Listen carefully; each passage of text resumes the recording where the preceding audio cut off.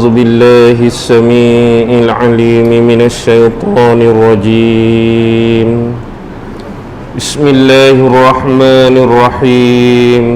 السلام عليكم ورحمة الله وبركاته.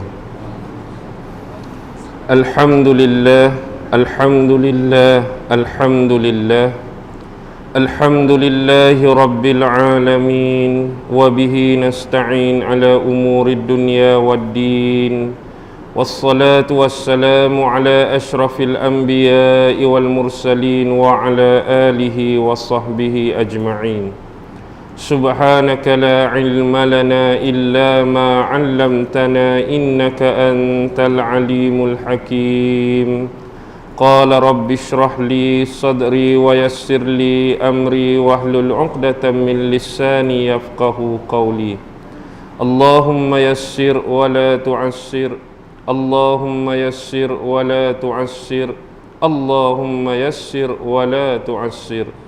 اللهم صل على سيدنا محمد وعلى آله وصحبه وسلم. اللهم صل على سيدنا محمد وعلى آله وصحبه وسلم. اللهم صل على سيدنا محمد وعلى آله وصحبه وسلم. أما بعد. Alhamdulillah, syukur kehadrat Allah Subhanahu wa ta'ala kerana dengan limpah kurnia, rahmat, kasih sayang dan inayah daripada Allah Subhanahu wa ta'ala, sama-sama sekali lagi kita dapat dihimpunkan dan dikumpulkan oleh Allah Subhanahu wa ta'ala di sini. Alhamdulillah, sebahagian daripada rumah-rumah yang dimiliki oleh Allah Subhanahu wa ta'ala. Dan insya-Allah pertemuan kita pada malam ini, pertemuan kita pada kali ini, kita akan membicarakan tentang satu tajuk yang saya kira tajuk ini masih lagi relevan untuk kita bincangkan, masih lagi relevan untuk kita perkatakan sementara kita masih lagi berada pada hangat-hangat awal tahun baru. Jadi insya-Allah pada malam ini kita akan membincangkan tentang perspektif tahun baru antara beberapa penipuan dan kemerbahayaan terhadap akidah umat Islam. Jadi bila kita nak bercakap, bila kita nak bersembang dari sudut pandang ataupun perspektif membincangkan persoalan tentang tahun baru, bagi sesetengah orang tahun baru kadang-kadang tidak mempunyai apa-apa nilai, tahun baru tidak mempunyai apa-apa makna. Walaupun demikian, saya dapat merumuskan antara perkumpulan-perkumpulan, antara golongan-golongan yang boleh kita rumuskan, yang boleh kita wujudkan terbahagi kepada tiga puak, tiga golongan ataupun tiga kumpulan. Yang pertama ni yang kita sebut sebagai yang jarang ada, yang diistilahkan sebagai agama ialah nadir. Maksudnya yang jarang-jarang ada, yang kadang-kadang ada, kadang-kadang tidak, ialah satu kumpulan manusia yang bagi mereka ni penilaian tahun bagi mereka tak mempunyai apa-apa makna, tak mempunyai apa-apa erti. Bagi mereka 31 hari bulan 12 tu sama saja. Esok nak 1 hari bulan 1 pun tak ada nilai bagi mereka, tak ada erti bagi mereka. Yang penting kehidupan mesti diteruskan.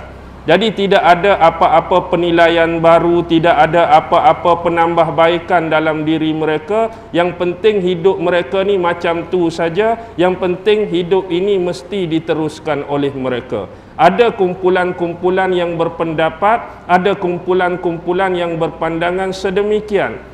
Manakala kumpulan yang kedua ialah yang ini yang paling ramai di kalangan kita, terutama umat Islam. Mungkin kita merayakan dari satu sudut, kita berpandukan kepada bukan kalender Islam tetapi kalender Masihi atau disebut kalender Gregorian.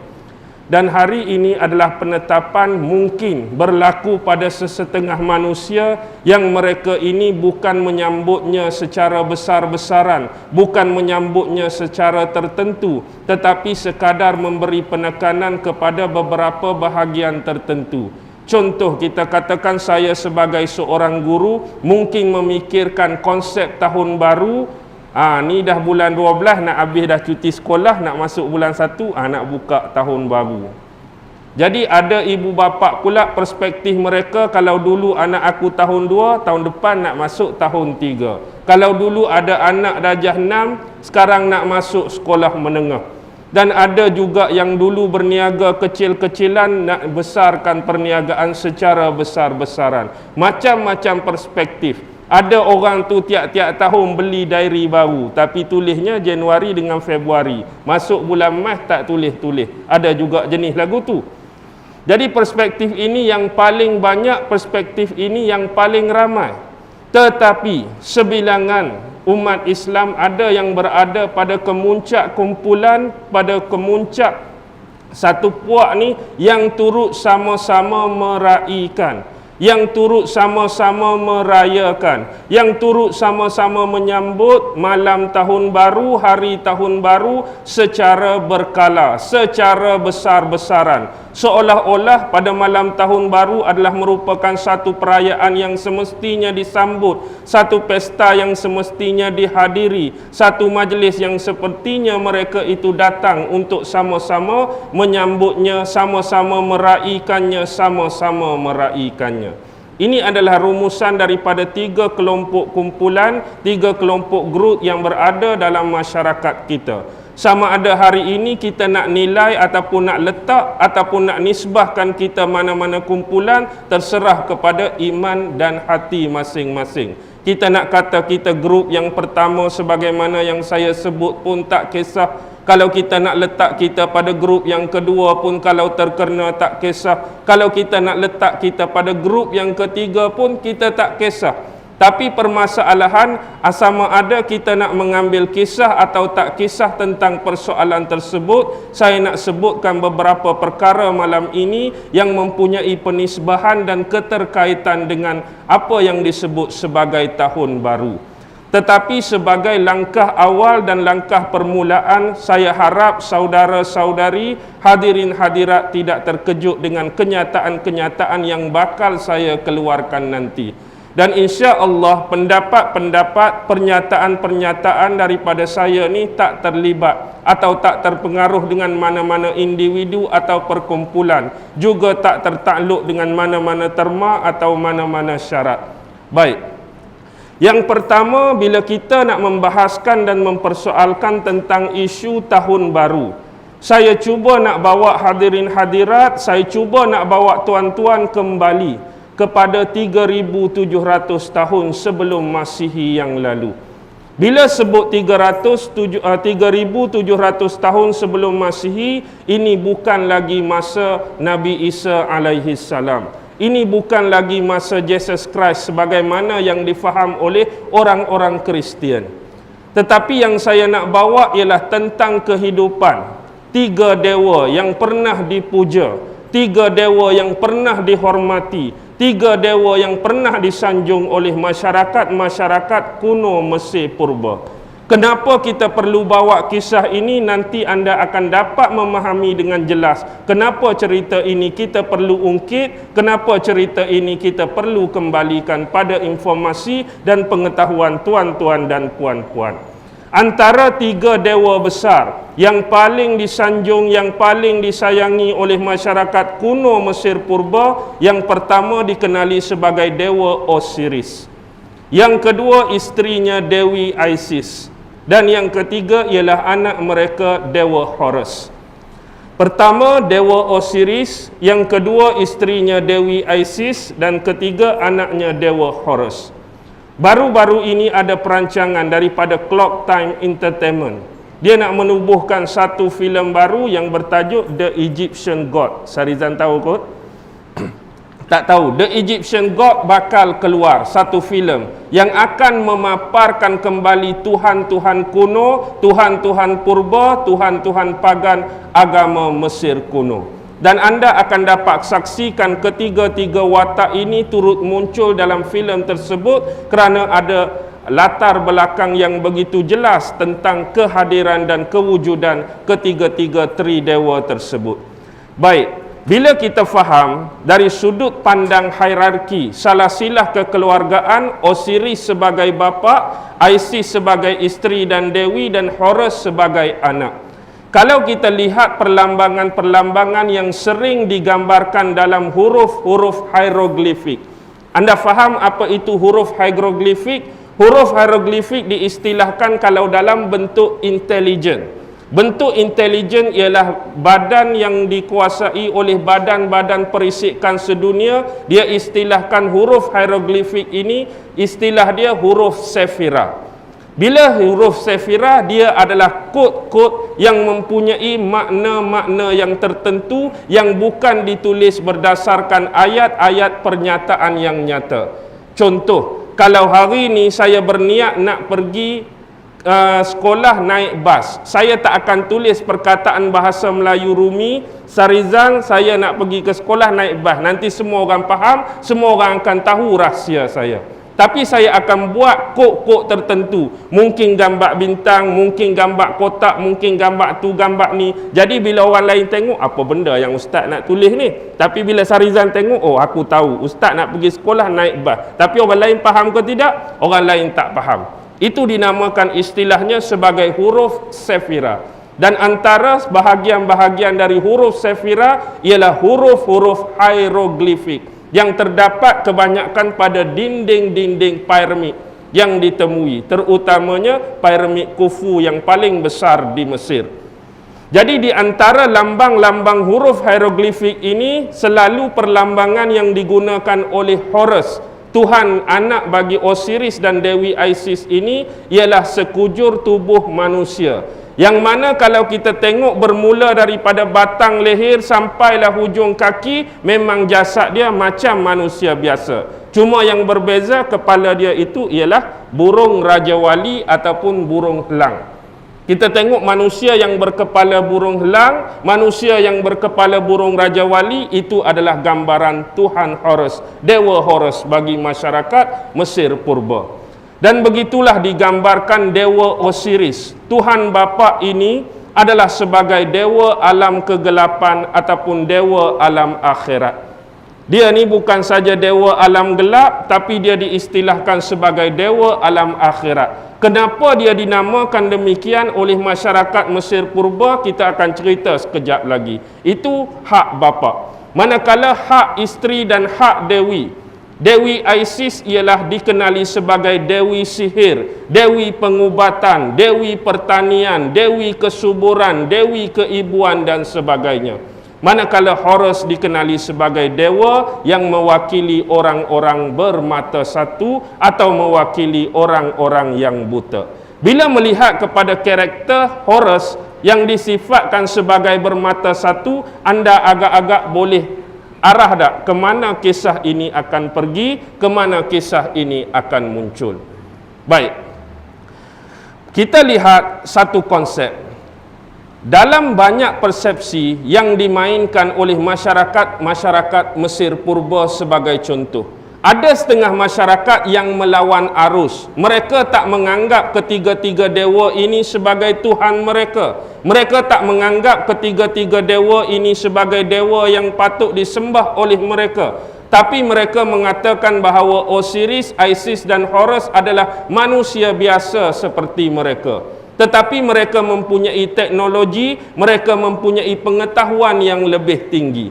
Kerana apa? Kerana asal ketiga-tiga dewa ini bagi kumpulan yang melawan arus ini, mereka menganggap bahawa ketiga dewa ini bukan berasal dari tanah Mesir. Tetapi ketiga-tiga dewa utama ini berasal daripada dunia yang sudah hancur, dunia yang sudah musnah, dunia yang sudah dilenyapkan, iaitu dunia Atlantis.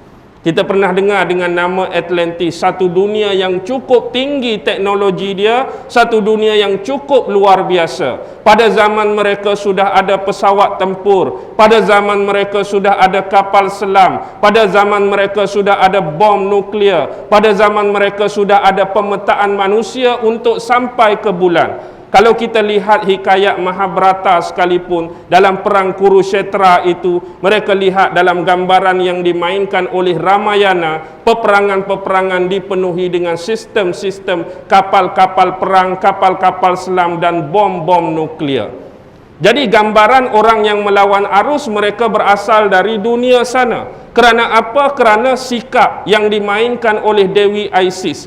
Bermacam perhiasan, bermacam pakaian dan simbol-simbol yang selalu digunakan oleh Dewi Isis ini banyak ditemukan di kawasan Inka dan juga Kepulauan Caribbean. Dan inilah yang memaksa mereka ini bukan daripada Tuhan yang sebenar, mereka ini bukan daripada golongan dewa, tapi daripada dunia Atlantis, manusia biasa seperti kita tetapi dianugerahkan teknologi yang tinggi, teknologi yang hebat. Itu pada pandangan grup kedua masyarakat Mesir kuno purba pada waktu tersebut. Tapi kadang-kadang inilah peribahasa yang selalu dimainkan oleh masyarakat Inggeris yang disebut some wild imagination perhaps. Apa maksud some wild imagination perhaps? Ialah kadang-kadang manusia ni tak mampu dia nak tembusi satu teknologi yang tidak ada pada dia. Gambaran yang selalu dimainkan oleh Tuhan Horus ialah dia suka menaiki burung raksasa, burung Raja Wali Sakti yang selalu dia naik untuk melawat bandar ataupun kota raya Mesir. Mungkin pada waktu tersebut gambaran dia yang jauh lebih primitif daripada dunia Atlantis, dia anggap tu burung Raja Wali yang besar. Tapi mungkin itu sudah pesawat yang sememangnya dimiliki, teknologi dia oleh Horus pada waktu tersebut. Baik, kita kembali kepada sejarah dan berbaur dalam masyarakat ketiga-tiga dewa ini adalah mereka ni selalu membantu membuat kebajikan. Mereka selalu membantu masyarakat Mesir dari sudut apa? Tiga-tiga dewa ini dianggap sebagai dewa yang baik kerana mereka mengajarkan sihir, mereka mengajar berubat, mereka mengajar perindustrian, mereka mengajar pertanian, mereka mengajar membina-bina piramid bagi masyarakat Mesir pada waktu tersebut. Jadi lama kelamaan ketiga-tiga mereka berhenti mengajar masyarakat Mesir daripada melakukan perkara-perkara tersebut.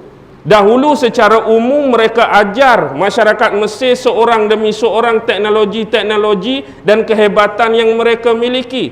Akhirnya mereka berhenti mengajar rakyat Mesir dan akhirnya mereka hanya mengajar kepada ketua pemerintah. Mereka hanya ajar kepada penguasa, mereka hanya ajar kepada Fir'aun yang wujud pada waktu tersebut. Antaranya yang sempat hidup pada zaman mereka, 3 Fir'aun yang paling awal. Bila sebut 3 Fir'aun yang paling awal dan kita nak relate dengan 3700 sebelum Masihi, ini bermaksud Fir'aun yang sudah bercantum kekuasaan kerajaan Mesir Hilir dan kerajaan Mesir Hulu. Baik, dulu Mesir ni dia ada 2 pembahagian, 2 sempadan, 2 tanah geografi sebelum dia bersatu jadi satu. Jadi dahulu ada Fir'aun-Fir'aun tertentu, ada Fir'aun-Fir'aun khas yang menjaga kawasan Mesir Hilir. Ada Fir'aun-Fir'aun tertentu, Fir'aun-Fir'aun khas yang menjaga Mesir Hulu. Mereka berbeza. Ada pemerintah sendiri, ada penguasa sendiri, ada Fir'aun sendiri. Dan kita tahu dalam sejarah sebelum 3700 sebelum Masihi, Fir'aun daripada kawasan Hilir ada 4 Fir'aun utama. Fir'aun daripada kawasan Hulu ada 5 Fir'aun utama. Antara 4 Fir'aun kawasan Hilir, yang pertama ialah Tesh, yang kedua ialah Tiu, yang ketiga ialah Hesqiu dan yang keempat ialah Wazna. Tesh, Tiu, Hesqiu dan Wazna. Ini adalah 4 Fir'aun pada zaman pemerintahan Mesir Hilir. Manakala zaman pemerintahan Mesir Hulu, yang pertama ialah Fir'aun Sirkit I, Fir'aun Airi Hor, Fir'aun Ka, Fir'aun nombor 4 ni. Fir'aun nombor 4 ni dah difilmkan oleh Hollywood, lakonan Dwayne Johnson. Oh, sebut nama Dwayne Johnson tak ada orang kenal, tapi kalau sebut ahli gusti The Rock tu mungkin ramai kenal tak? The Rock tu, The Scorpion King. Dulu anda pernah tengok filem Scorpion King, di hujung tu The Rock Dwayne Johnson dia jadi raja kalajengking tu. Itulah Fir'aun yang keempat yang pernah memerintah Mesir Hulu dulu. Gelaran dia The Scorpion King. Dan yang kelima ialah Fir'aun Narma. Jadi ini adalah sebelum penyatuan Mesir Hulu dan sebelum penyatuan Mesir Hilir. Bila dah Mesir tu bersatu, Hulu dan Mesir bersatu, maka dia lantik seorang Fir'aun. Fir'aun pertama itulah nama dia Menes. Setengah riwayat Menes tak terlibat dengan 4 yang pertama dan 5 yang pertama. Tetapi setengah pendapat yang kedua mengatakan Menes tu adalah Fir'aun nombor 5 Mesir Hulu, iaitu Narma. Bila Narma ni, zaman dia yang kelima tu, bila jadi percantuman bersatunya Mesir, dia tukar nama jadi Fir'aun Menes. Setengah riwayat kata Menes ni orang lain. Riwayat yang kedua, Menes itulah Narma. Yang kedua, Har Ahor. Yang ketiga ialah Fir'aun Jer. Inilah 3 Fir'aun awal yang sempat dengan ketiga-tiga dewa Mesir tadi. Jadi ketiga-tiga dewa Mesir tadi dia dah berhenti ajar masyarakat awam, dia ajar Fir'aun ni terus. Jadi dengan demikian Fir'aun ini mula menganggap bahawa mereka ini sebagai perantara bagi tokoh tersebut. Fir'aun mula rasa diri mereka ni sebagai perantara bagi Tuhan. Mereka mula merasakan diri mereka sebagai perantara bagi dewa tadi. Jadi seolah-olah mereka ni jadi kanan tangan dewa, tangan kanan Tuhan. Yang kemudian Fir'aun inilah yang akan menyalurkan ilmu, akan salurkan informasi, akan salurkan maklumat kepada masyarakat Mesir. Sampailah kepada Fir'aun zaman Nabi Musa, dia terlebih terlajak pula. Jadi orang lain anggap sebagai pengantara, orang lain anggap sebagai kita kata penengah bagi dewa, tapi dia ni cuba nak langkau, dia nak masuk lebih jauh, dia ni dewa, dia ni Tuhan yang patut disembah oleh masyarakat Mesir. Dan kemudian Allah mengutuskan Nabi dan Rasulnya yang bernama Musa alaihissalam untuk menghancurkan Fir'aun tersebut. Baik, kembali kita. Bila kita faham keadaan demikian, inilah yang berlaku, maka antara contoh yang paling besar, satu benda yang ditinggalkan oleh dewa Osiris ialah ilmu geometri sakral. Ilmu geometri sakral, kalau kita belajar geografi, ialah ilmu dasar konfigurasi dasar pemetaan alam semesta. Tahu tak ni? Ilmu dasar konfigurasi pemetaan alam semesta. Jadi kita nak peta bukan sahaja bumi kita, kita nak peta planet, kita nak peta bulan, kita nak peta bintang, itulah disebut geometri sakral. Dan inilah jasa besar dewa Osiris terhadap masyarakat Mesir dengan menurunkan ilmu tersebut kepada masyarakat Mesir kuno purba. Jadi atas dasar itulah mereka ini mula dihormati, mereka mula disayangi, mereka mula disanjung oleh masyarakat Mesir. Sekarang kita nak mengeluarkan kenapa 3 dewa ini mesti wujud, kenapa 3 dewa ini mesti muncul. Jadi kita tinggalkan tentang Horus, kita nak keluarkan bapa dia Osiris, kita nak keluarkan ibu dia Dewi Isis. Jauh sebelum itu, ni baru nak bermula. Ada satu dewa yang paling besar yang sebelum ini dianggap Tuhan oleh masyarakat Mesir, disebut Dewa Ra. Dewa Ra. Dewa Ra ni dianggap Tuhan oleh masyarakat Mesir purba sebelum wujudnya Osiris lagi, sebelum wujudnya Dewi Isis lagi. Jadi Dewa Ra inilah yang disebut sebagai Dewa Matahari. Yang inilah yang disebut sebagai sun ray, iaitu cahaya biasan matahari yang memberikan kenikmatan, yang memberikan segala-galanya kepada penduduk bumi. Inilah dianggap Tuhan oleh masyarakat Mesir purbakala, iaitu Dewa Ra tadi. Baik, anda akan berdepan dengan banyak nama ni. Cuba perhatikan, cuba ingat betul-betul. Jadi Dewa Ra sebagai seorang lelaki, dia juga berkeinginan dengan seorang perempuan. Dia juga nak kahwin. Lalu akhirnya Dewa Ra ni berkahwin dengan seorang dewi yang nama Dewi Nut. Suami nama Ra, yang perempuan nama Nut. Dewa Ra tadi, Dewa Matahari, berkahwin dengan Dewi Nut. Jadi bila mereka ni berkahwin, awal-awal tu bahagia, awal-awal tu cantik, awal-awal tu akrab, awal-awal tu intim. Akhirnya terjadi pertelingkahan di dalam kekeluargaan mereka. Pertelingkahan ini muncul bila isteri dia Dewi Nut tadi mula berselingkuh dengan orang lain, mula curang, mula main kayu tiga dengan seorang lagi dewa. Yang nama dewa lelaki ini ialah dewa Geb. Suami asal nama Dewa Ra, isteri nama Dewi Nut. Kemudian dia curang, dia main kayu tiga dengan seorang lagi dewa lelaki lain nama Dewa Geb. Jadi bila dapat tahu oleh Dewa Ra, dewa matahari ataupun sun ray tadi, dia mula marah terhadap isteri dia. Sebab isteri dia ni berselingkuh dengan dewa lain, berlaku curang, main kayu tiga. Dan akhirnya dia buat pengakuan di hadapan isterinya Dewi Nut tadi, mulai hari ini kamu aku ceraikan, kamu bukan lagi isteri kepada aku Dewa Ra. Tetapi bersama dengan kalimah aku cerai kamu hari ini, aku nak kutuk kamu, aku nak sumpah kamu dengan satu kutukan, aku nak sumpah kamu dengan satu sumpahan. Iaitu sekiranya selepas ini kamu berkenan dengan mana-mana lelaki dan kemudian kamu berkahwin dengannya. Dia buat kutukan, dia buat sumpahan. Kalau isteri dia Dewi Nut tadi lepas pada ni berkenan dengan mana-mana lelaki lain, kemudian dia nak kahwin dengan lelaki itu, kamu akan dapat kutukan dan sumpahan, kamu tidak akan mendapat anak untuk tempoh 360 hari.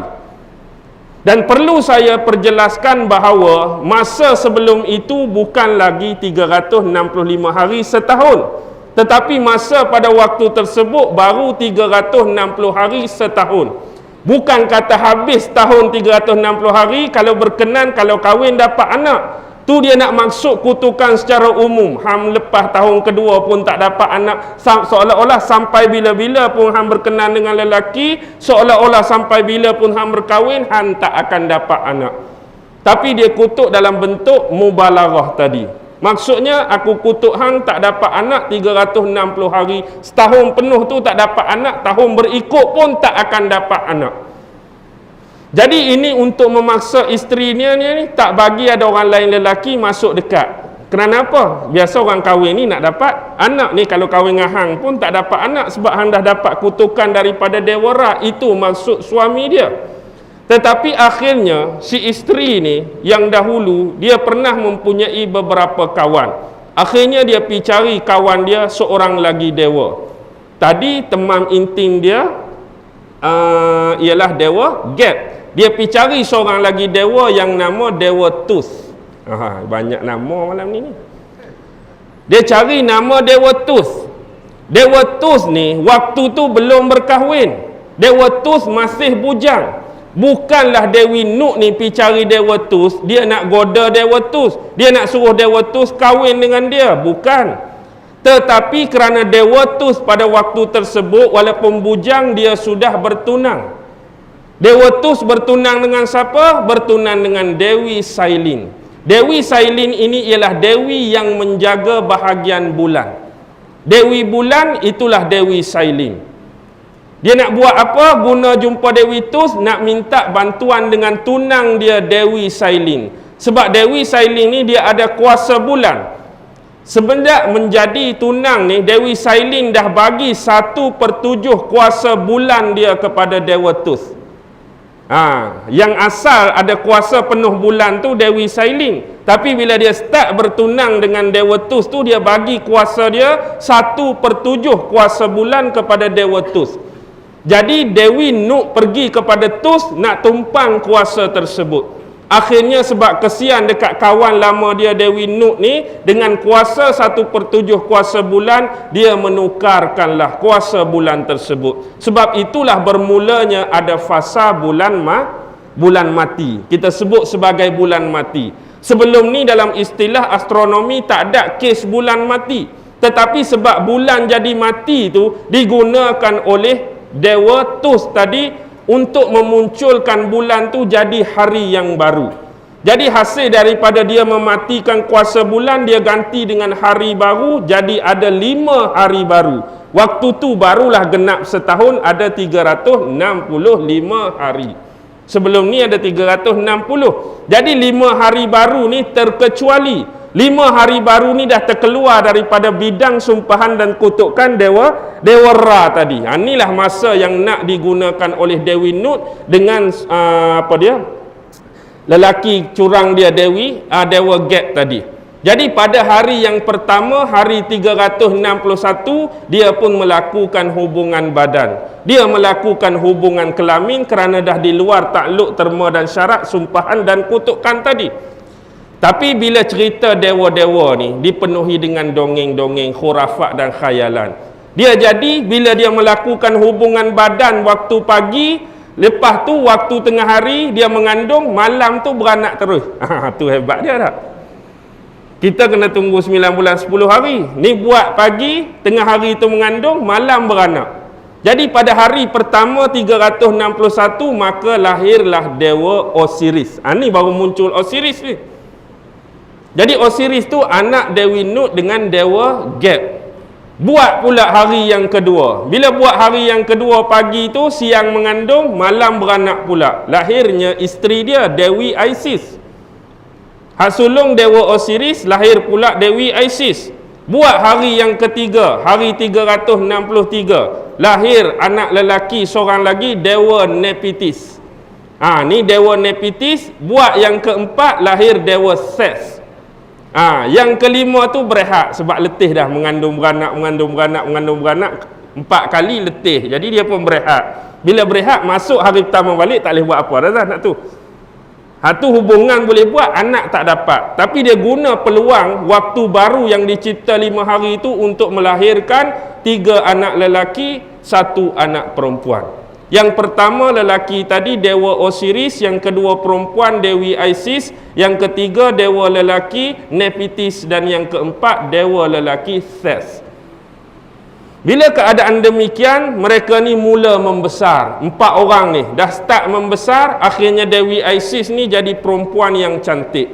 Tiba-tiba diceritakan dalam buku sejarah, iaitu buku karangan seorang doktor berbangsa Arab Mesir yang bernama Dr. Ahmad Najjar, The Ancient Myth of Egyptian God. Dalam kitab tersebut dia tulis bahawa suatu ketika mana Dewi Isis ni duk berjalan-jalan di satu kawasan, Dewi Isis ni duk berjalan-jalan di satu tempat, tiba-tiba dia terpandang, dia berjumpa dengan Dewa Ra. Dewa Ra tu hak bekas suami mak dia Dewi Nut dulu. Tapi bila berjumpa, yang nak boleh ke dia sampai besar ni, mak dia duk cerita dah kisah-kisah lama. Yang mak jadi lagu ni, yang mak duk kena sumpahan, yang mak duk kena kutuk ni sebab Dewa Ra. Jadi bila duk dengar cerita mak dia hak duk cerita lama tu, dia jadi simpan dendam dekat Dewa Ra. Nilah orangnya, nilah lelaki yang duk buat anaya mak aku dulu, nilah lelaki yang duk buat pedajai kat mak aku dulu. Jadi lama kelamaan dia guna ilmu sihir dia nak menundukkan kuasa sihir Ra tadi. Jadi daripada kuasa sihir dia, dia dapat menghasilkan seekor ular tedung, ular kobra. Jadi dia hantar ular tedung dia, dia hantar ular kobra dia pi gigit di kaki Dewa Ra. Dewa Ra tu hebat dah, tapi kena gigit dengan ular kobra, letih juga dia. Jadi bila kena ular kobra tu beracun, jadi dia sakit. Dia sakit ni sampai kepada tahap kritikal. Akhirnya tadi dia yang hantar ulat kobra, dia yang hantar ulat tedung, dia sendiri pula pi dekat Dewa Ra menawarkan bantuan pula. Tadi dia yang pi serang, tadi dia yang pi hantar, kemudian dia menawarkan bantuan. Sebenarnya dia tawarkan bantuan bukan saja-saja, tapi ada taktik. Dia kata, wahai Dewa Ra, sekarang ini kamu dilanda masalah dan kamu berada dalam keadaan kritikal. Dan aku sudi tolong kamu, aku sudi bantu kamu, tapi bersyarat. Dewa Ra tanya, dalam keadaan lemah apa syaratnya? Sekarang kamu tolong bisikkan di telinga aku rahsia nama sebenar Hang. Dewa Ra tu nama umum, tapi rahsia nama sebenar itulah kunci, itulah pati, itulah inti kekuatan ilmu sihir Ra. Nama dia yang sebenar, kod rahsia nama dia hang bisik kat telinga aku. Kalau hang bisik kat telinga aku nama kod rahsia hang, ilmu sihir hang tu, aku tolong ubatkan hang balik. Jadi bila orang dalam keadaan terdesak, kritikal, 50-50 hidup dan mati, apa pun sanggup buat tak? Jadi dia pun bagilah, dia bisik kat telinga dia kod rahsia nama dia yang sebenar. Jadi kawan ni pun tak main tipu, bukan dapat kod rahsia tu lari ke bunuh ke tak, dia betul-betul sembuhkan balik. Jadi Ra pun sembuh, dia pun dapat kuasa tu. Jadi bila dia dapat kuasa ilmu sihir, ilmu magic Ra tadi, dia nak guna untuk manipulasi. Bukan dia nak buat jahat kat orang lain, tapi untuk persediaan defender. Dia nak defend dan mempertahankan diri dia pada satu masa. Jadi lama kelamaan, bila abang yang sulung Osiris ni, dia naik tahta.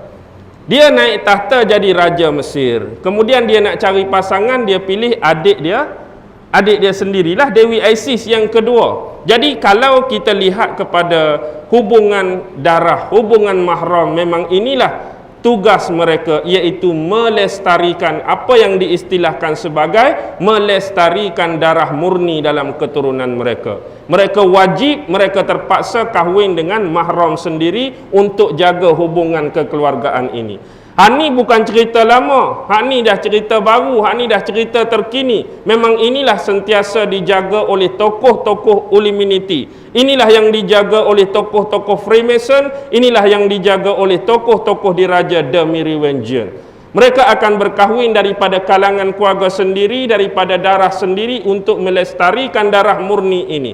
Sebab itulah kalau dahulu yang memerintah dunia, kita tahu keturunan Namrus dan keturunan Fir'aun. Dan tidak dapat disangkal dan dinafikan lagi, yang memerintah dunia hari ini pun masih lagi daripada saki-baki keturunan yang sama. Yang duk perintah anda, yang duk conquer anda hari ini adalah keturunan yang sama, keturunan Namrus dan keturunan Fir'aun. Mereka akan mengekalkan darah kekuasaan, iaitu lestarikan darah murni dalam sistem ini. Baik, kembali. Bila dia dah jadi pasangan suami isteri, akhirnya berkahwin ni, mereka tak dapat lagi anak. Tetapi sebab mereka ni hidup bahagia, mereka ni baik dengan rakyat, mereka baik dengan masyarakat, akhirnya timbullah kebencian, timbullah kedengkian, iaitu di kalangan adik-beradik sendiri. Yang nombor 4 tadi, yang nombor 3 Nepitis tu tak ada masalah. Yang Ses tu, Ses ni kalau gambaran kita ialah tubuh manusia tapi kepala macam, kalau orang tengok orang kata anjing, tapi dia ni kucing Mesir. Tahu tak kucing Mesir? Dia jenis telinga panjang macam tu. Anak cek dia tengok pada duit RM1. Duit RM1 kita tu, duit RM1 kita lambang Bank Negara tu ada satu, kita duk anggap tu kijang tu. Kita duk anggap kijang, tapi saya rasa bukan kijang tu. Anda ceklah tengok duit RM1 anda tu. Kijang dia ekor dia tak lentik lagu tu. Ekor kijang pendek saja, ni ekor melentik. Ha, itulah duit RM1 kita tu. Ada macam binatang tu. Ha, dia macam nak kata telinga anjing tak, sebenarnya dia tu kucing. Kucing masyarakat Mesir purba. Ha, itulah gambaran Tuhan Ses. Jadi kepala dia berbeza dengan Tuhan Horus yang gambar burung Raja Wali atau burung helang tu. Baik, kembali. Jadi bila dah dengki dekat saudara dia Osiris, sebab dia berkenan juga dengan Dewi Isis, lalu dia merancang satu propaganda, dia merancang satu konspirasi.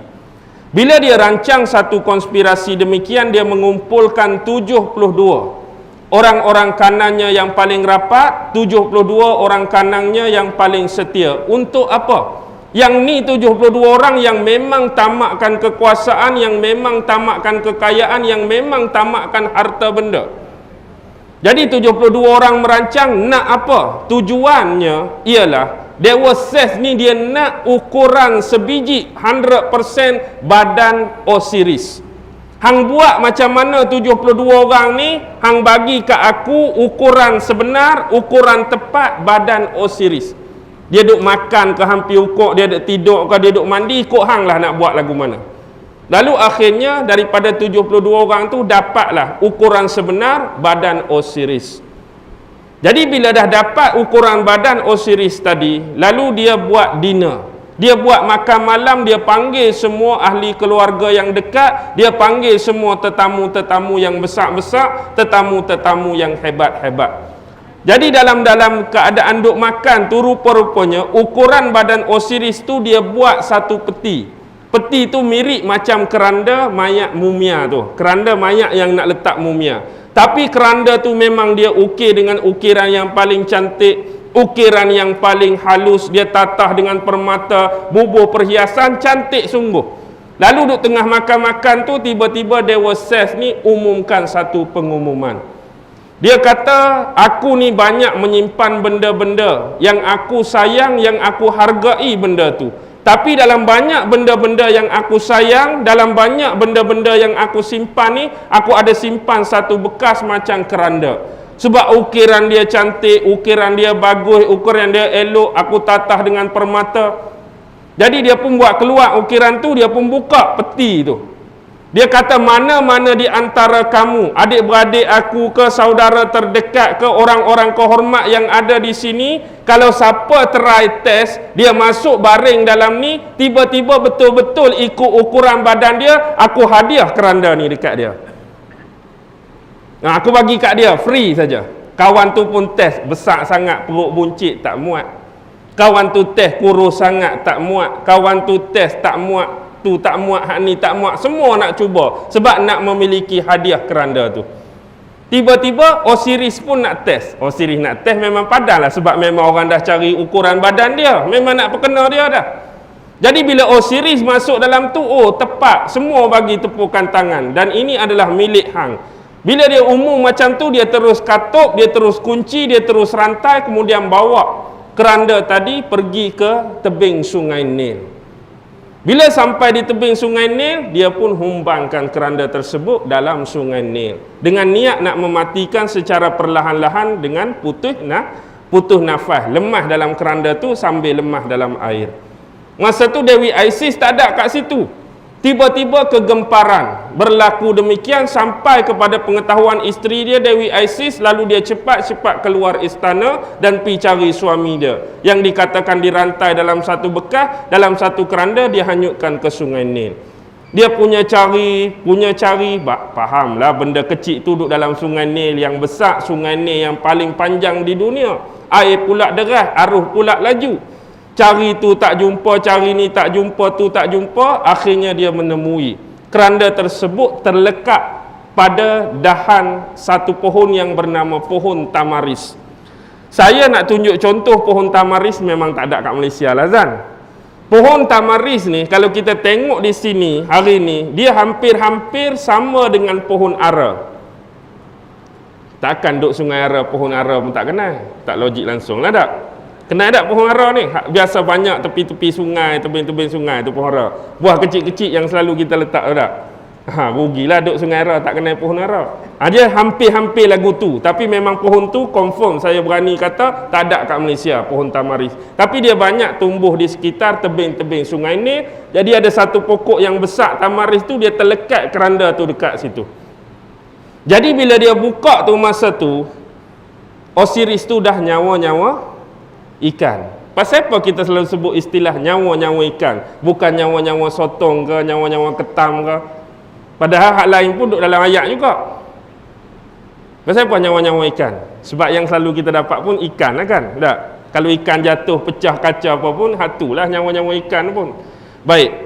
Bila dah nyawa-nyawa ikan, dia sedih yang teramat sangat. Akhirnya kalau kita ajak mengucap lah, dia tak, wallahu alam lah, dia ajak mengucap cara dia ke apa, suami dia ni Osiris mati di pangkuan Dewi Isis. Dan dikatakan Dewi Isis ni, dia duk pangku suami dia di situ tu 7 hari 7 malam dia menangis. Biasalah cerita dongeng tak? Bila 7 hari 7 malam sampai limpah air sungai Nil.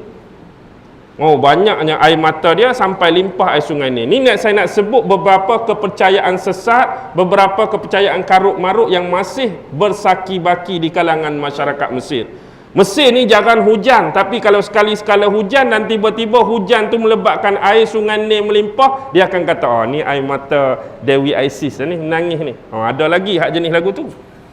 Zaman tahun era milenium, era 2000 ni ada lagi jenis lagu tu. Kalau hujan lebih sikit, banjir, ni air mata Dewi Isis dulu ni, sedih sebab suami dia meninggal. Tak ada kena-mengena pun. Takkanlah banjir Kelantan tahun lepas buat air mata Dewi Isis juga tak? Tak logik langsung. Baik. Okey, kita kembali. Bila dia dah mati, dia ada satu perancangan. Dia nak bawa balik suami dia ni ke tanah dewa. Biasalah jenis cerita Tuhan, dongeng khurafat ni, dia nak balik ke tanah dewa, dia nak buat satu ritual. Ritual yang dia nak buat ni dengan tujuan menghidupkan balik suami dia tadi. Jadi sebelum ritual tersebut berlangsung, dia bungkus elok-elok suami dia, disimpan satu tempat tersembunyi. Bila sampai satu masa, baru dia akan bawa balik mayat suami dia ke tanah dewa. Tetapi akhirnya Seth dapat tahu memanglah Osiris mati, itulah kepentingan bagi dia. Tapi bukan sebab mati, tapi sebab mayat Osiris tu masih terjaga elok, masih rapi, dan dikatakan bahawa Isis tadi nak bawa balik ke tanah dewa dan nak hidupkan balik. Bila Seth tahu, dia cari, dia upah orang di mana disembunyikan mayat Osiris. Lalu akhirnya pecah tembelang, dia temui mayat Osiris, kemudian diambil oleh Seth. Bila Seth ambil mayat Osiris tanpa pengetahuan Dewi Isis tadi, dia kerak 14. Nak marah tadi dia kerak 14, dan kerak 14 ni tak ada kena mengena dengan filem Melayu kita. Kerak 14 tu tak ada kena mengena. Itu kebetulan saja. Jadi dia kerak 14. Bila kerak 14, dia minta 72 orang penyokong-penyokong dia yang paling setia tadi, hampi bawa satu serpihan sorang, satu jebisan sorang, hampi lontak tempat yang berlainan, tempat yang jauh-jauh. Contoh kalau hari ni kita kerak dekat Seri Delima ni, Zan hang bawa pi Teluk Kumbak, Hani hang bawa pi Kapitan Keling, Hani hang bawa pi Pulau Betung, Hani hang pi Teluk Bahang. 14 tu tempat yang lain-lain, biar orang lain tak tahu. Kalau jumpa pun mungkin 2-3 serpihan, hak lain tak boleh. Yang penting jangan bagi tubuh ni bercantum balik. Jadi bila Dewi Isis tahu suami dia dah tak ada, lepas tu dapat berita kena kerak 14 pula, lagilah sedih. Hari tu jenuh dah nak cari dalam air sampai jumpa terlekat kat pohon tamaris, ni nak kena cari serpihan pula. Sayang punya pasal, kasih punya pasal, cinta punya pasal pada suami, dia sanggup. Dia keluar daripada istana, dia ubah rupa dia. Maksudnya Dewi ni kita faham lah macam mana dak cantiknya, hebatnya, bergayanya, dengan simbol-simbol dia, dia ubah jadi manusia biasa. Dia sanggup berjalan kaki daripada satu tempat ke satu tempat, tanya khabar pasal suami dia. Akhirnya dia tiba di satu negeri, yang mana negeri ni ada seorang ratu. Ratu tu nama Astarte. Nama ni kena ingat ni, Ratu Astarte. Jadi Ratu Astarte ni baru kehilangan suami. Bukan suami dia hilang, maksudnya suami dia baru meninggal dunia. Jadi bila Ratu Astarte ni bujang, janda, dia ada anak seorang lelaki hasil hubungan dia dengan suami dia tu. Anak lelaki dia ni bagus, anak lelaki dia cerdik, otak panjang, akal ligat. Jadi bila dia lalu depan rumah Dewi Astarte, Dewi Isis ni, dia menawarkan diri dia nak jadi babysitter. Tahu? Nak jadi amah, nak jadi orang gaji dalam istana besar Ratu Astarte ni. Jadi diterima. Jadi dalam banyak-banyak bahagian tu, ada kan tukang masak, atau tukang basuh, ni tukang cuci, ni tukang ni, dia ditugaskan jadi babysitter bagi budak tadi. Jadi dia duk pelihara lah budak ni dengan penuh kasih sayang. Lepas tu Ratu Astarte ni seorang majikan yang bagus, majikan yang baik, yang jaga hal ehwal orang bawahan dia. Jadi bila dia tengok budak ni, dia rasa dia nak menjadikan budak ni suatu masa, pada masa akan datang, jadi seorang dewa besar. Sebab dia ada kuasa sebagai dewi tu, dia tengok budak ni bagus, budak ni ligat, otak cergas, aku nak jadi dia kan seorang dewa. Jadi bila dia nak buat ritual, nak menjadikan anak kecil ni seorang dewa, jadi masa dia duk ritual dekat budak ni tu, dia guna kuasa api dia. Jadi di tangan dia tu keluar api macam naga, tapi bukan naga lah, api yang macam naga. Api tu melingkar 7 lingkaran di tubuh budak tu. Bukan lingkar ikat macam tu, lingkaran yang di luar. Jadi bila Ratu Astarte masuk dalam bilik, dia tengok lagu tu, dia ingat kawan ni Dewi Isis ni nak bunuh anak dia. Jadi dia pergi tolak Dewi Isis masa tu. Bila tertolak, kawan tu di tengah lagu ni, faham lah tak? Di tengah lagu ni tiba-tiba kena tolak. Jadi api tu jadi ikut dan. Jadi api tu padam. Dia rampas anak dia, dia kata, selama ini aku sebagai majikan kamu, aku buat baik pada kamu, bagi makan, bagi minum, bagi tempat tinggal, ni balasan yang kamu nak buat dekat aku. Lalu waktu itulah dia kata, aku bukan sebenar yang kamu tahu, aku adalah Dewi Isis daripada kerajaan Mesir. Lalu dia pun tukar rupa dia, baru jadi Dewi. Dia pun cerita. Bila cerita, Ratu Astarte menangis cerita dia. Sebab terkenangkan suami dia pun mati. Walaupun mati biasa. Yang ni mati lepas tu orang kerak, orang buang. Lagi dia rasa sedih. Dia kata, kamu tak cakap awal-awal dekat aku. Bila kamu tak cakap awal-awal, aku tak boleh tolong. Hari ni insya-Allah aku tolong kamu. Dia tak sebut insya-Allah, saya yang sebut insya-Allahnya. Baik, dia tolong kamu. Dia pun pi dekat kolam mandi dia hak besar tu. Dia pi dekat kolam mandi dia hak besar. Tadi kawan tu ada kuasa api. Rupanya Ratu Astarte ni dia ada kuasa air. Jadi dia buat tangan dia tu jadi air. Air dalam kolam mandi tu mengolak. Kemudian jadi mengolak ada 14 olakan air hak kecil-kecil. Jadi pusaran tu ada 14. Dalam setiap pusaran tu ada gambaran di mana terletak serpihan dan cebisan tubuh Dewa Osiris. Jadi nujum 4 belalang tu dia tak belajar dengan Dewi Ratu Astarte tentang dia tengok dalam geluk hikmat dia tu tak ada kena-mengena. Jadi ni ilmu Ratu Astarte. Jadi dia tengok, oh negeri ni satu, sini satu, dia dapat tahu di mana dia nak detect mayat atau serpihan tubuh suami dia. Jadi bila hebat tengok Ratu Astarte ni, orang biasa, bukan kalangan dewi, bukan kalangan dewa, dia tanya akhirnya, boleh tak aku tahu salah silah keturunan keluarga kamu, wahai Ratu Astarte? Kamu ni sebenarnya keturunan siapa? Dia kata yang sebenarnya Dewa Tus dulu dengan Dewi Sailin, Ratu Bulan, itulah ibu bapa aku. Oh, rupanya keluarga hak hebat dah, Zan. Dulu kan, ingat Dewi Nut, mak dia tu kan minta tolong Dewa Tus dengan Dewi Sailin, hak Bulan tu, itulah ibu bapa aku. Oh, memang hebat dah, patutlah. Jadi dia pun pergi cari. Bila dia cari, memang bertemu. Tadi kerak berapa? Kerak 14, dia hanya bertemu 13 keratan. Bila dia sampai ke tempat keratan yang ke-14 tu, rupanya cacing-cacing dengan ulat duk makan dah. Habis cacing dengan ulat makan, tak ada nak ambil hak tu, hak ke-14. Dia kata tak apalah, dia pun cantum. Oi, kepala elok, mata elok, muka elok, sampai hujung kaki elok. Tang mana hak tak cukup? Hak tak cukup tang anu dia tu. Kemaluan dia tu hak kena makan ke ulat. Oh, jam betul lah. Hak tang kemaluan tu yang hilang. Tak apalah lagu tu, sebab nak ganti kemaluan tadi, dia pun buat dengan tanah liat. Hak betulnya cacing makan dah, ulat makan dah, dia ambil tanah liat, dia umpah-umpah buat bentuk buat bentuk kemaluan tadi, dia letak di tubuh asal, hak memang asal tu, cuma barang tu saja tanah liat. Jadi bila dia buat ritual, jadi kawan ni Osiris hidup balik. Osiris hidup balik dengan tubuh asal, cuma alat tu saja yang tak alat tu saja yang tak original. Dan dia berkahwin semula, akhirnya walaupun alat tu tanah liat, alat tu tak original, kahwin mengandung juga kan. Dapatlah anak Horus tu. Mungkin masa dia gaul tanah liat tadi, dia guna pati air tongkat Ali ke, wallahualam lah. Jadi berkuasa tanah liat tu, wallahualam. Jadi dapat anak juga nama Horus. Tetapi yang jadi masalah, dia ni tak boleh dikembalikan ke tanah dewa. Pasal apa?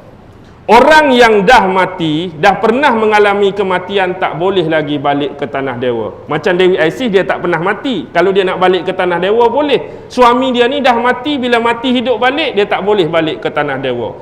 Jadi akhirnya, kehidupan dia ni jadi macam P. Ramlee dalam filem Orang Minyak Kembali. Lepas dia bunuh Saleh Kamil tu, walaupun dia kacak, tapi orang tak nampak. Dia jadi lagu tu. Siapa yang nampak? Bini dia seorang saja nampak.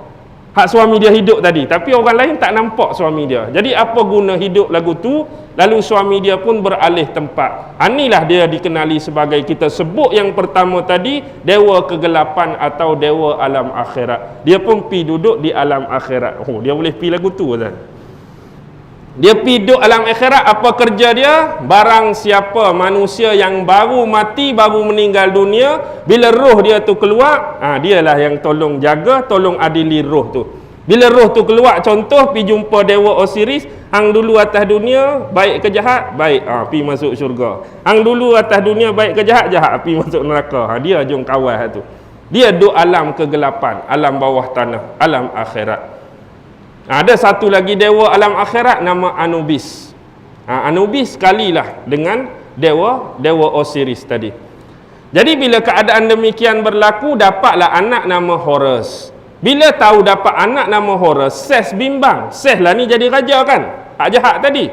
Dia takut bila Horus ni besar, Horus akan ambil alih teraju pemerintahan kerajaan Mesir. Lalu menyebabkan keadaan demikian, Dewi Isis, Horus masih kecil, dia pi letak Horus di pulau terpencil. Dah lah Horus ni mata satu, duduk pulau terpencil pula. Nampak tak gaya-gaya nak pi kot mana tu?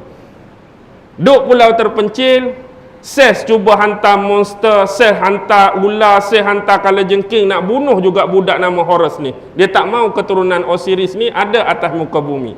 Tapi sebab dia dah ada kuasa apa?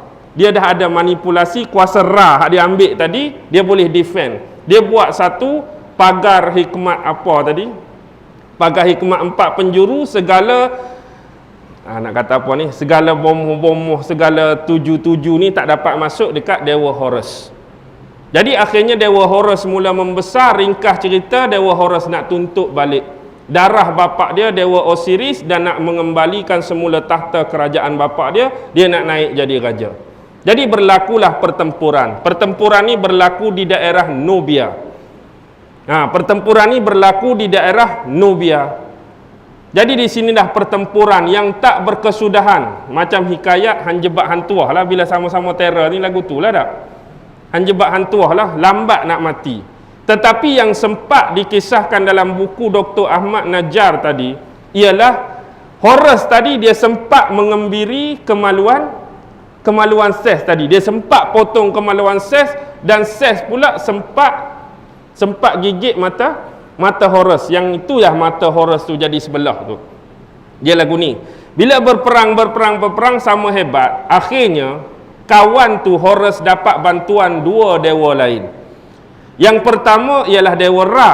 Dewa Ra hak tadi tu pi tolong Horus. Lepas tu adik nombor 3 mak dia, Dewa Nepitis tadi, tolong juga. Jadi Nepitis campur Ra campur Horus. Lawan seorang Ses.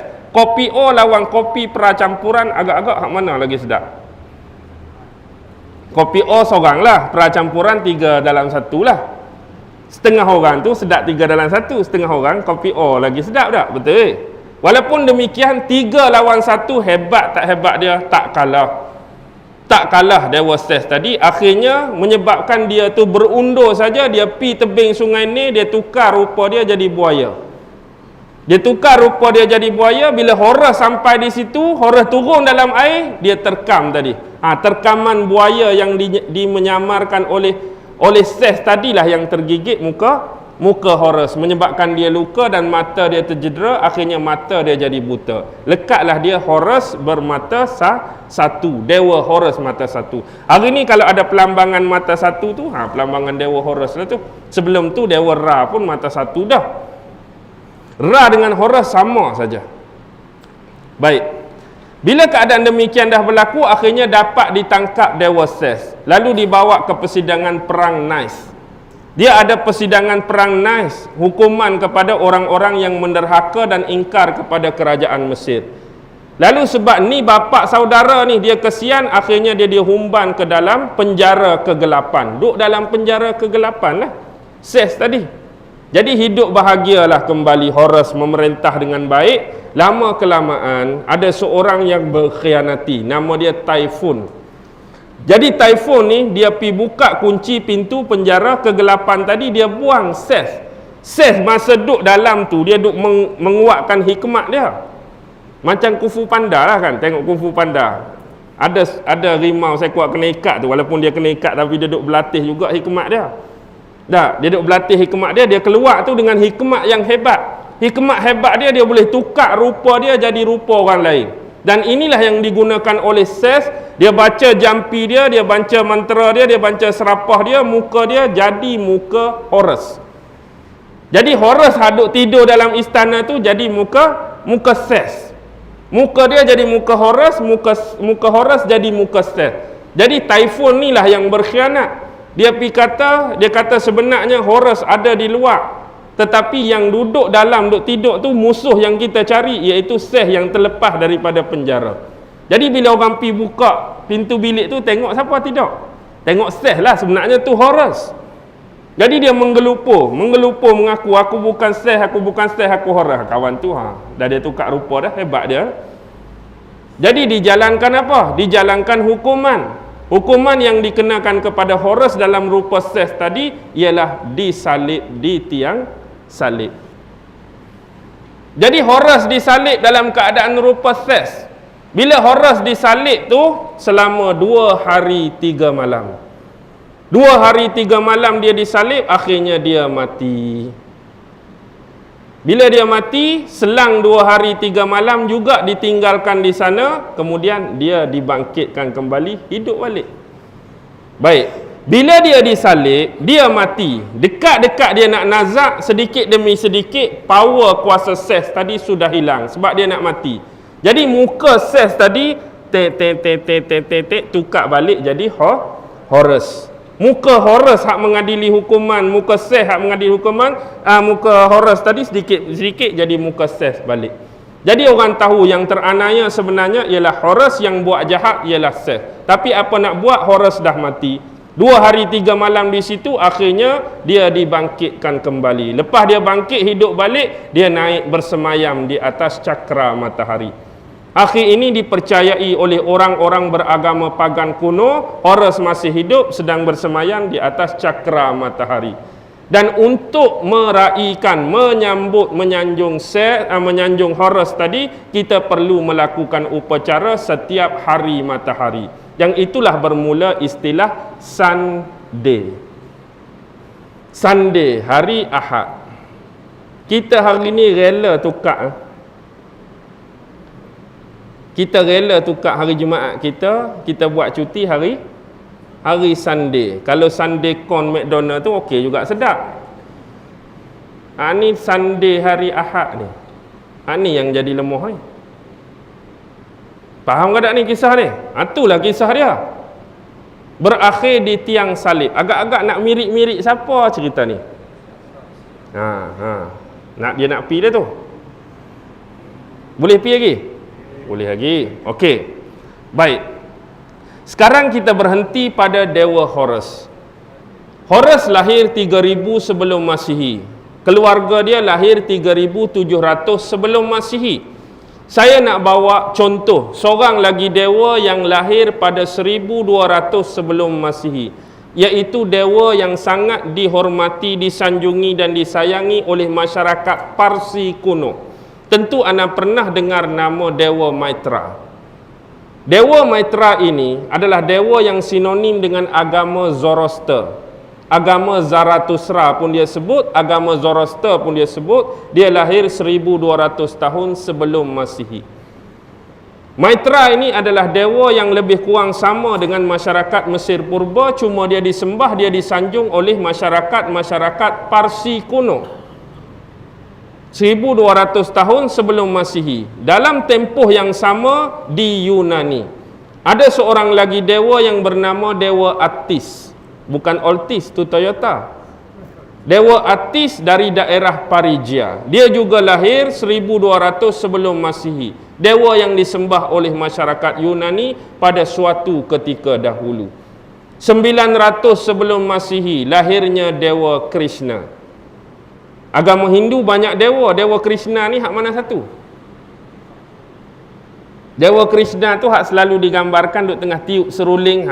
Gambar tiup seruling itulah Dewa Krishna.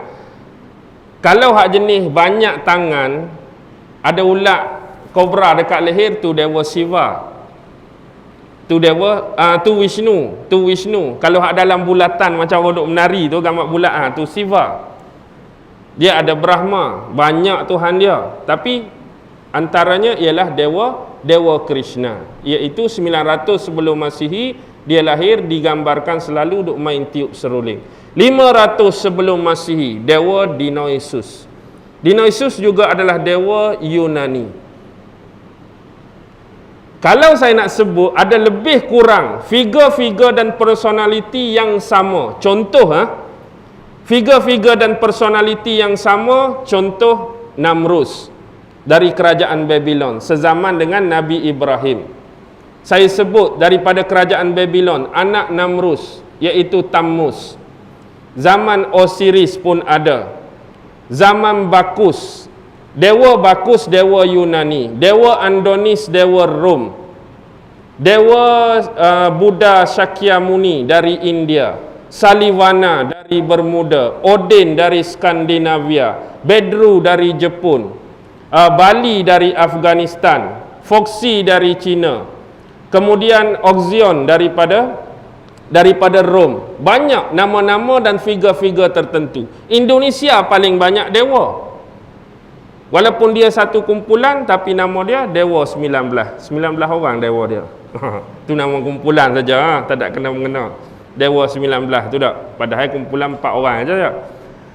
Baik, bila sebut figure-figure tadi, kenapa ada persamaan antara mereka? Sekurang-kurangnya ada 7 benda yang bersamaan dengan mereka. Yang pertama, yang sangat jelas, cerita Horus ke, cerita Jesus ke, cerita siapa mana-mana nama yang saya sebut tadi, yang pertama ialah pandangan manusia terhadap mereka. Kebanyakan ada yang menganggap mereka sebagai Tuhan, kalau tak lebih tak kurang pun menganggap mereka sebagai dewa dan dewi. Horus Tuhan, Horus dewa, Namrus Tuhan, Namrus dewa, Fir'aun Tuhan, Tamus Tuhan, Dewi Semiramis Tuhan, macam-macam. Antara dua tu mereka tak pernah dianggap manusia biasa macam kita. Mereka dianggap pada pandangan masyarakat tak Tuhan, mereka tu dewa. Inilah persamaan semua figure dan personality tadi. Yang kedua, bentuk kelahiran mereka kesemuanya ditanda dengan kelahiran satu bintang dari arah timur. Maksudnya nak lahir Horus pun tanda kelahiran dia muncul satu bintang dari arah timur. Nak lahir Jesus pun satu bintang arah timur. Nak lahir Krishna pun satu bintang arah timur. Nak lahir Dionysus pun satu bintang arah timur. Nak lahir Salivana pun satu bintang arah timur. Nak lahir Mitra pun satu bintang arah timur. Nak lahir Bakus pun satu bintang arah timur. Nak lahir Andonis pun satu bintang arah timur. Kesemua pemimpin figure dewa dan dianggap Tuhan tadi, rahsia awal kemunculan mereka ditanda dengan satu kemunculan bintang dari arah timur. Dan yang ketiga, ini yang paling akrab, ini paling sinonim yang perlu anda tahu, bahawa kesemua tarikh kelahiran mereka jatuh pada tanggal 25 Disember. Horus lahir 25 Disember, Namrus 25 Disember, Tamus 25 Disember, Dionysus 25 Disember, Andonis 25 Disember, Mitra 25 Disember, Rao 25 Disember, Bedru 25 Disember, Salivana 25 Disember, sampai Jesus Christ pun dikatakan 25 Disember. Yang keempat, kelahiran mereka mesti dilahirkan oleh seorang perempuan perawan. Kesemuanya. Isis hanyalah nama gelaran. Nama betul Isis ialah Mary. Ibu Nabi Isa pun Maryam, Maria. Mak kepada Dewa Maitra ialah Aishif, seorang perempuan perawan. Mak kepada Dionysus, Selena, seorang perempuan perawan. Mak kepada Krishna, Dewi Dewaki, perempuan perawan. Mak kepada Bakus, Demeter, perempuan perawan. Semua diistilahkan dilahirkan oleh perempuan-perempuan yang masih perawan. Dianggap Tuhan yang pertama, yang kedua ditandai kelahiran dengan bintang dari arah timur, yang ketiga tanggal 25 Disember, yang keempat semua dilahirkan oleh wanita perawan. Yang kelima ialah kesemuanya antaranya peratusan besar mati disalib dan mati dibunuh. Horus mati disalib, Jesus Christ dianggap mati disalib, Maitra mati disalib, Dionysus mati disalib, Krishna mati disalib, Bakus mati dibunuh, Salivana mati dibunuh, Andonis mati dibunuh, Bedru mati disalib. Banyak. Antara dua tu antara salib dengan mati dibunuh. Itu yang kelima. Yang keenam ialah mereka mati cuma paling lama tak ada lebih 4 hari. Paling lama mereka ni mati 3 hari, paling cepat pun 2 hari 3 malam. Sama macam Horus, lepas tu apa jadi? Bangkit balik, hidup balik. Semua sekali hidup balik. Dia jadi macam kelahiran semula. Dia jadi macam reincarnation semula.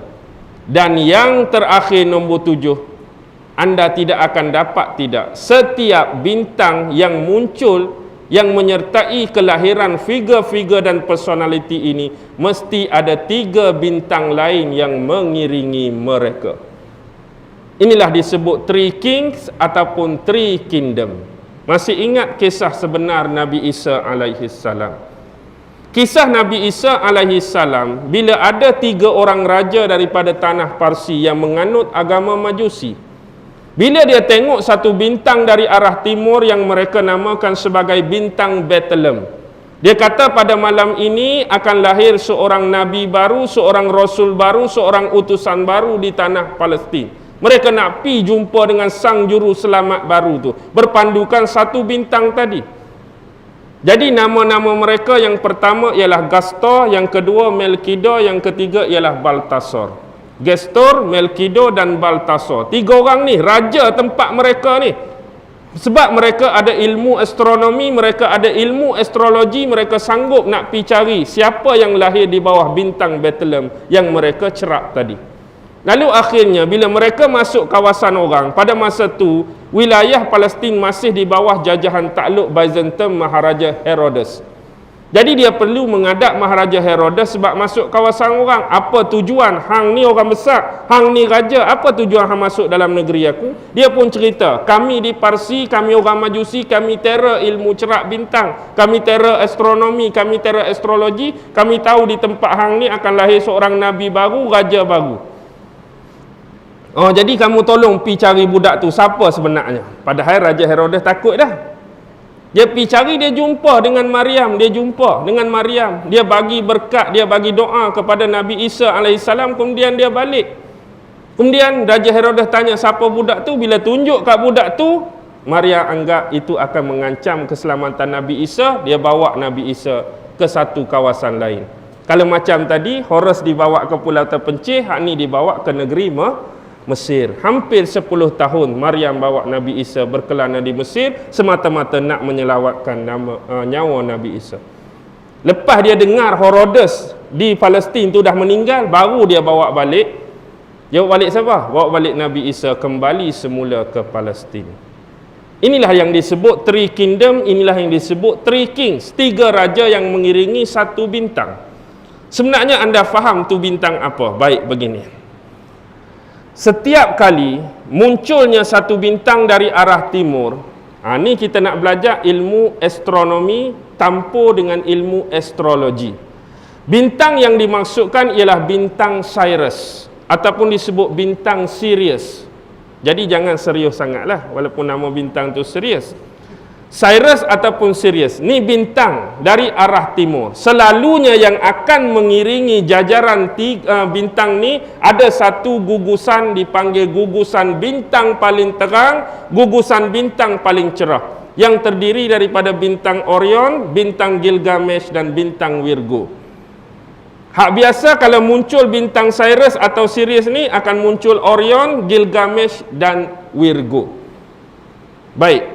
Sebenarnya kalau kita ikut pencerapan ilmu tentang matahari, matahari ini dia akan mengalami satu titik balik musim panas. Satu titik balik musim panas. Satu titik balik, bukan titik-titik noda. Titik-titik noda tu lagu Hetty Koes Endang zaman dulu. Baik.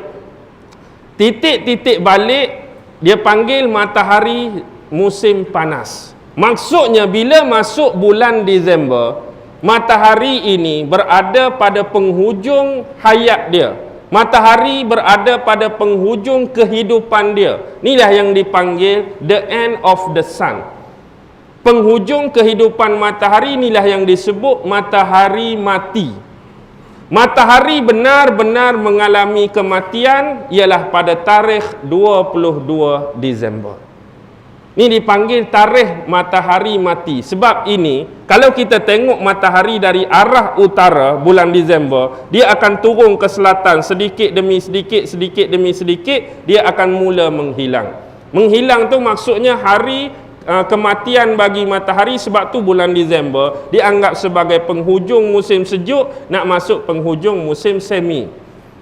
Jadi tarikh betul-betul matahari mati ialah 22 hari bulan. dan dia memang tak bergerak langsung untuk selama 3 hari. Kalau kita belajar ilmu astronomi, 22, 23, 24, matahari memang tak bergerak daripada dia punya lingkaran, daripada dia punya paksi. Dia nak start balik musim semi baru, dia akan bermula 25 hari bulan. 22, 23, 24 tarikh mati, 25 dia akan hidup balik, dia akan mula berganjak 1 darjah ke arah utara nak memulakan musim baru, musim semi. Tapi ini dianggap bukan kesempurnaan mutlak, sebab matahari yang baru muncul tidak akan mampu mengalahkan kegelapan yang masih banyak. Dia akan sempurna pencerahan matahari pada hari yang ke-7. Inilah disebut oleh orang-orang Yahudi sebagai hari Paskah. Hari yang sempurna musim semi nak masuk musim panas ialah hari yang ke-7. Kita faham matahari mati 3 hari. Kebanyakan dewa-dewa personality ni kena salib, kena bunuh, mati berapa hari? 3 hari. Lepas 3 hari hidup balik. Faham ke tak faham ni? 25 Disember hidup balik. Dan sebenarnya bukan hanya budaya Islam, budaya mana-mana agama, budaya mana-mana tempat pun, seseorang kelahiran yang baru lahir, baby yang baru lahir, baby yang baru muncul, kita disunatkan merayakan, menyambut, menamakannya pada hari yang ke-7. Baru sempurna. Bila dah lahir 25, 26, 27, 28, 29, 30, 31 akan muncul lepas 31 1 hari bulan. Itulah kesempurnaan penyinaran cahaya matahari untuk mengalahkan kegelapan-kegelapan kemunculannya. Dan anda harus faham, sambutan tahun baru tahun ini adakah semata-mata terlibat dengan kalender Gregorian, ataupun sambutan tersebut sebenarnya anda memunculkan dan mewujudkan kembali wajah-wajah Taghut yang pernah dilaknat dan dimurka oleh Allah. Kalau hari ini anda merayakan sambutan tahun baru dalam keadaan anda tak berilmu, anda tak faham, anda tak bermaklumat, anda tak berinformasi cukup sampai malam ini. Tapi anda harus sedar, sekiranya kita turut sama merayakan dan menyambutnya, anda sebenarnya sedang merayakan kelahiran siapa? Anda sebenarnya sedang mewujudkan kembali kelahiran semula tokoh-tokoh tadi. Tokoh-tokoh yang pernah merosakkan umat-umat terdahulu.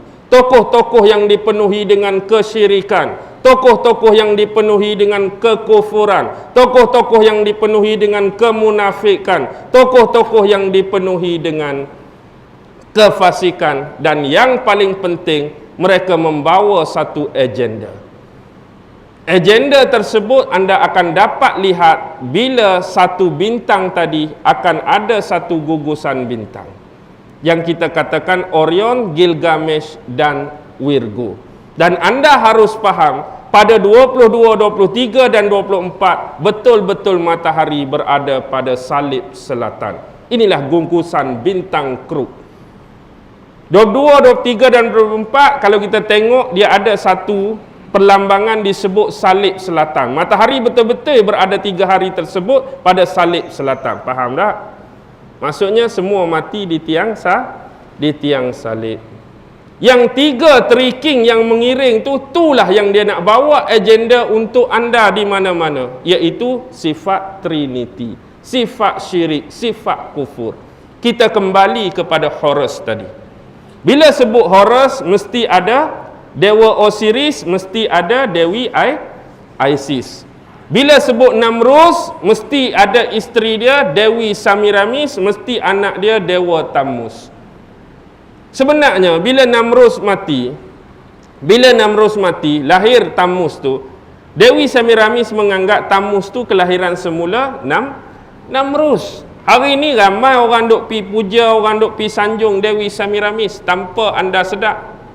Duk kat mana Dewi Samiramis? Di Amerika ada, Perancis ada, Brazil ada, Austria ada. Kenal tak Dewi Samiramis? Hak besar tu duk pegang obor api dengan buku tu. Statue of Liberty itulah Dewi Semiramis, isteri Namrus. Kita duk anggap sebagai tugu saja-saja, peringatan saja-saja. Trista color picture. Ingat tak? Ada satu tu dah. Pakai pakaian roman duk tangan. Itulah Dewi Semiramis. Tu isteri Namrus tu. Anak dia Tamus, 3 orang akan ada. Begitu juga dengan Maitra. Ada Maitra, ada Ahura Mazda, ada Ahriman. Trinity akan muncul. Ada Brahma, ada Siva, ada Vishnu. Trinity akan muncul. Ada Zeus, ada Hercules, ada Jupiter. Akan ada. Ada Tuhan Bapa, Ruhul Kudus, Nabi Isa, Jesus Christ. Akan ada. Kalau Yahudi kuno ada Tuhan Yehovah, ada Tuhan Splendor of Sheshinah, dan ada satu lagi Tuhan nama dia, juga Trinity. Itulah maksudnya satu bintang yang berekoran dengan benda tadi. Sebab tu salah satu bintang tu ialah rasi bintang Virgo. Apa maksud Virgo? Bahasa Latin Virgo ialah virgin, perempuan dara, perempuan perawan. Mesti ada bintang tu. Sebab konteks dia mesti ada perempuan yang perawan. Sebab tu lambang Virgo, seorang perempuan sedang pegang satu batang gandum kan? Satu batang gandum. Dalam bahasa Hebrew, Virgo bermaksud lombong gandum pun dia juga. Tapi itulah yang sebenarnya.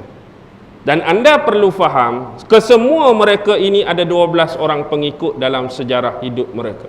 Horus ada 12 orang pengikut, Nabi Isa ada 12 Hawariyun, semua ada 12 orang pengikut. Pi mana 12 orang pengikut tu? Itulah rasi bintang-bintang horoskop yang anda duk tengok tu, ada 12 tu. Jadi hanya orang-orang pagang, orang-orang hungga-bunga saja yang pakai horoskop ni. Jadi kita hak tak pagan, kita tak hungga-bunga ni piduk pakai juga, buat apa kan? Oh, horoskop saya hari ni berniaga dengan cemerlang. Oh, konon-kononnya. Padahal tak ada kena-mengena pun dengan kita. Takdir kita Allah dah tentu dah, tak ada kena-mengena dengan horoskop apa. Itulah disebut 12 apostle, Saint 12. Ingat ada satu kumpulan Indonesia, Saint 12 tu. Saint 12 tu Hawariyun lah, Saint 12 tu. Jadi itulah anda faham sebenar. Jadi hari ini bila anda lihat, anda sinonimnya tahun baru ialah tahun merayakan, menyambut semula kelahiran figure-figure ini bersama dengan teras Trinity tadi, teras syirik tadi. Sebab tu ada tulisan-tulisan yang menyebut kalau dahulu waktu pensyariatan azan dulu, Nabi kumpul sahabat bermesyuarat, kita nak panggil sahabat-sahabat kita orang Islam, azan ni nak buat macam mana? Ramai sangat dah. Lalu ada sahabat yang mengusulkan apa? Orang Yahudi, macam orang Yahudi, tiup terampet, masuk waktu solat. Nabi tolak, Nabi tak terima. Ada setengah sahabat kata kita hidupkan unggun api besar-besaran macam orang Majusi. Nabi tolak, Nabi tak terima. Ada kata kita ikut macam orang Nasrani, kita beli loceng besar-besar, kita bunyikan genta, keteng masuk waktu sembahyang. Nabi tolak, Nabi tak terima. Akhirnya berlaku kepada seorang sahabat, digabung dengan mimpi Saidina Umar, lalu diterima oleh Nabi pensyariatan azan. Semua Nabi tolak tu. Genta Nabi tolak, api Nabi tolak, terampet Nabi tolak, tapi anda bawa masuk balik ketiga-tiga unsur tadi dalam sambutan tahun baru. Start saja. 3, 2, 1, maka hak Nasrani pun bermula. Tem.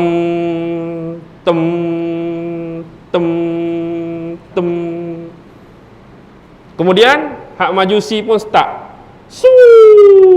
Pam, bunga-bunga api. Pam. Lepas tu kita masuk hak Yahudi.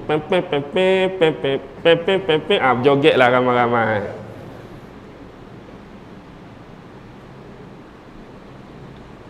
Anda bawa balik benda yang Nabi singkir, benda yang Nabi nafi, benda yang Nabi tolak. Anda nak nafikan apa? Benda ni berlaku depan mata, benda ni berlaku dalam masyarakat kita yang terlibat mungkin anak-anak muda, anak-anak kita. Tapi dalam keadaan mereka tak faham, moga Allah ampunkan dosa mereka, moga Allah maafkan mereka. Jadi malam ni kalau kita dah faham situasi sebenar, faham keadaan sebenar, cuba elakkan, jaga dan kawal anak masing-masing terhadap diri kita sendiri. Kita takut duk cakap-cakap, oh ustaz duk pasang bunga api depan sekali, depan jam 12, pula jenuh lagu tu dah. Saja-saja, suka-suka bagi kita. Memang hanilah sebab saya kata kelompok kedua paling ramai, sebab kita tak faham. Kita anggap sebagai sambutan, kita nak hilai-hilai, kita nak santai-santai.